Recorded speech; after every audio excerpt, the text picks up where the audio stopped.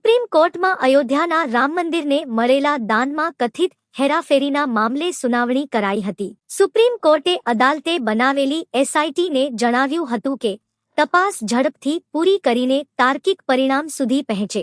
રામ મંદિરને મળેલા દાનનો હિસાબ થશે.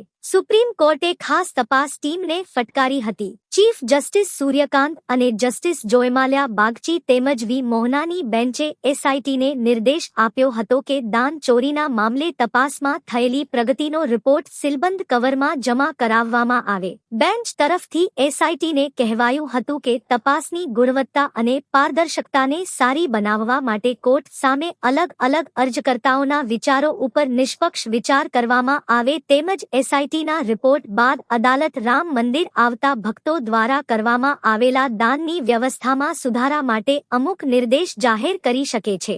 ઉલ્લેખનીય છે કે 27 જુલાઈના રોજ સુપ્રીમ કોર્ટે રામ મંદિરમાં દાનની કથિત હેરાફેરીની તપાસ માટે આઈજીપી કિરણ એસની અધ્યક્ષતામાં 4 સભ્યની એસઆઈટીના ગઠનનું સંજ્ઞાન લીધું હતું. બેન્ચે જણાવ્યું હતું કે પારદર્શકતા સુનિશ્ચિત કરવા માટે સુધારાત્મક પગલાં ભરવામાં આવશે. આ સાથે 2 અઠવાડિયામાં સ્ટેટસ રિપોર્ટ દાખલ કરવા નિર્દેશ આપ્યો હતો.